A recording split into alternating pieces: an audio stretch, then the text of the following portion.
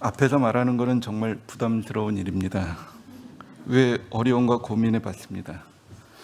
우리나라 60년대부터 90년대 중반까지 청춘을 보내신 많은 세대들은 앞에 나서서 말하는 것을 꺼립니다.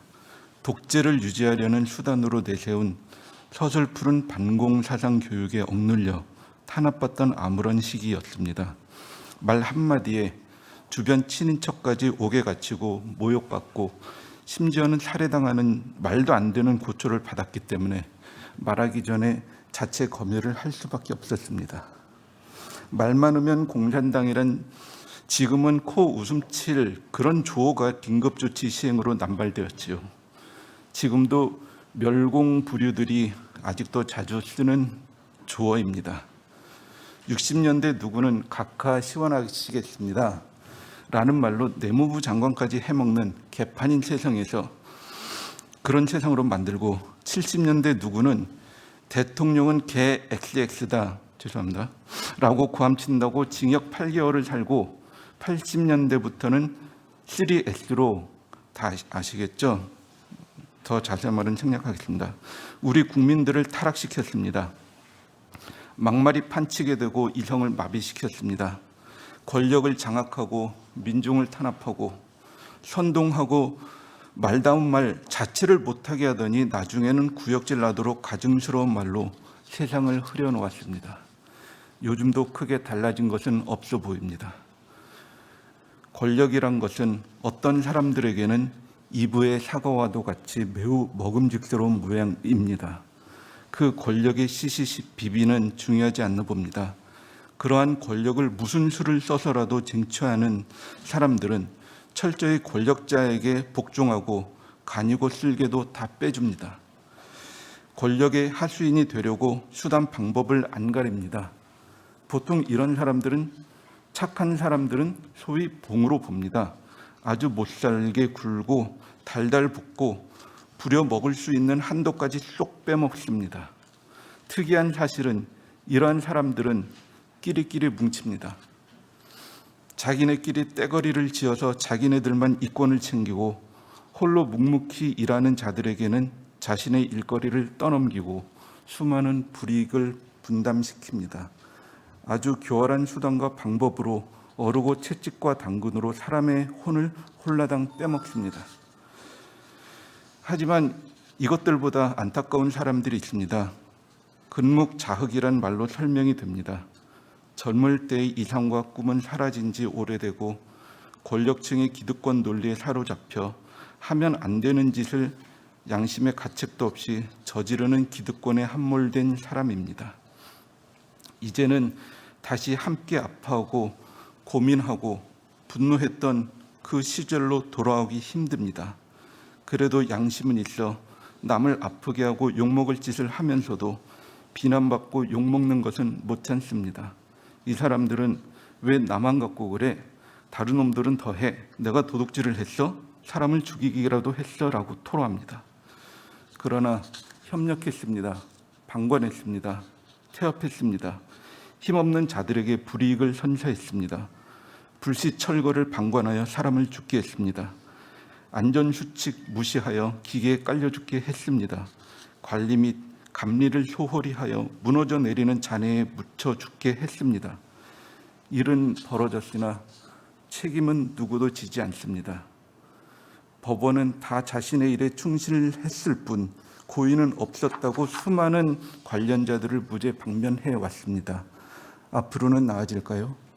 이들은 비난을 받을지언정 처벌이 없는 것을 당연하게 여기고 다음에는 좀 더 완벽하게 은닉하겠다고 속으로 다짐하는 무정한 사람들입니다. 그렇지만 이 사람들의 주변 평판을 들어보면 정말 악독한 사람은 아닌 듯 합니다. 한 가정의 가장이자 누군가의 자상한 남편 혹은 아내이고 혹은 아빠나 엄마이고 또한 누군가의 눈에 넣어도 안 아플 자식일 수 있습니다. 이웃에게는 착하고 법 없이도 살 사람이고 교회에서는 신실한 믿음을 가진 11조에도 충실하고 봉사도 열심히 하고 뜨거운 마음으로 기도하는 사람일지도 모릅니다. 그저 목구멍이 포도청인지라 윗사람이 시켜서 내 관할 혹은 소관이 아니라서, 내 책임이 아니라서 어쩔 수 없었다고 합니다. 오히려 자기도 속았다고, 자기도 희생자라고 합니다. 기본적으로 이웃에 관심이 없으나 TV 화면에서 어렵고 힘든 세상 사람들의 사연을 보면 찌릿하며 가끔 성금도 보내고 후원을 하기도 합니다. 그러나 그런 어렵고 힘든 처지에 자신이 놓여 있지 않음을 안도하며 감사하는 근거 없는 우월주의가 그 근본에 도사리고 있었던 것입니다. 이런 사람들에게 선과 악을 말한들, 정의와 인권을 말한들 무슨 소용이 있을까요? 오히려 철없고 세상 돌아가는 것을 몰라 한때의 이상에 사로잡혀 현실에 무지하다고 합니다. 젊어서 학생운동 안 해본 사람이 있냐고 비아냥거립니다. 심지어 그들이 갖지 못한 나누는 마음과 용기를 무슨 저희가 있는 것처럼 시대에 따라 빨갱이 혹은 용공 혹은 좌경 혹은 좌파라는 왜곡된 색안경을 끼고 차가운 시선으로 바라봅니다. 길거리에서 소리 높여 함께 모여 잘못된 결정, 만행에 대한 반성, 사과, 철폐를 촉구하고 있을 때 무심히 지나가는 사람들을 봅니다. 각자 나름의 사정으로 지나칠 수는 있겠으나 혹여 잘못 학습된 경험으로 가까이 하다가는 피본다 라는 왜곡된 오해로 외면할 수도 있겠습니다. 스스로 정신적으로 사회와 유리된 삶을 사는 사람들입니다. 이솝 우화의 늑대는 양들을 분열시켜 한 마리씩 잡아먹지 않습니까? 백지장도 맞들면 낫다는 말의 의미를 누구 하나 뒤처지면 자기네가 그 일을 떠 안아야 한다고 받아들입니다. 이 정도면 심각합니다. 주변 사람이 탈나면 자기의 업무 분량이 많아지는 것만 투덜댑니다.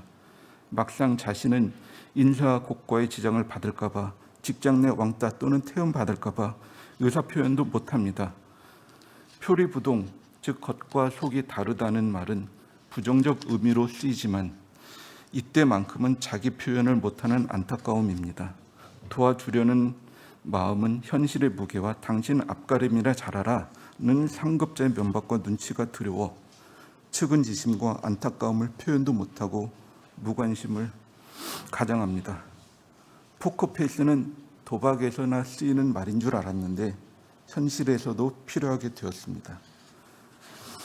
이것이 점점 심해지면 닥치는 일만 영혼이 없는 기계처럼 처리합니다. 감동도 없습니다.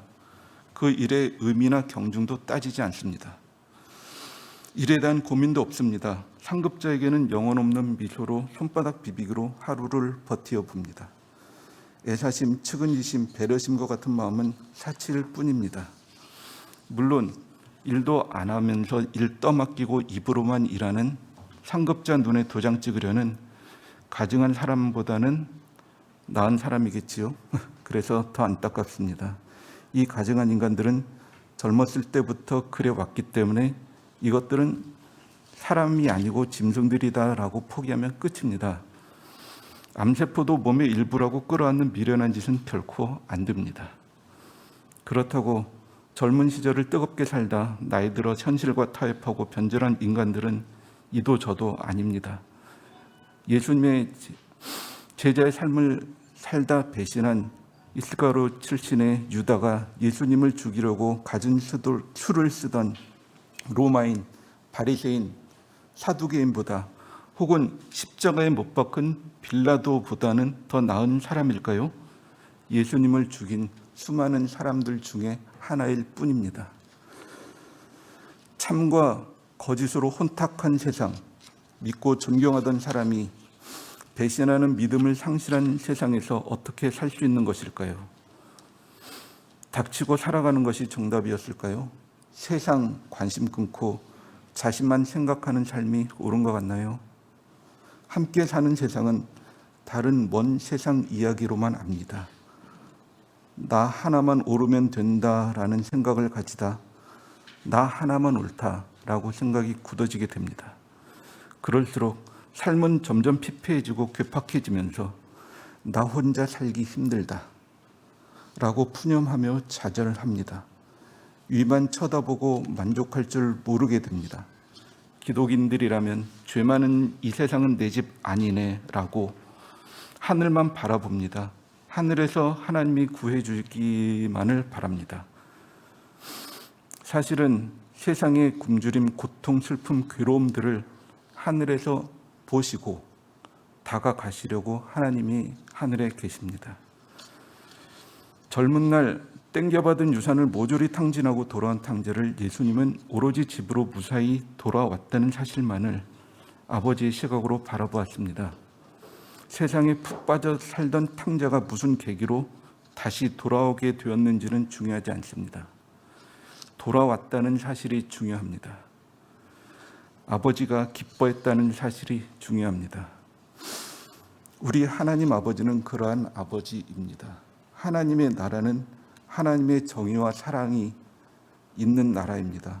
눈물과 고통을 위로하는 나라, 슬픔이 기쁨으로 변하는 나라, 하나님이 영원히 다스리는 나라이며 언제나 곁에 있는 나라입니다.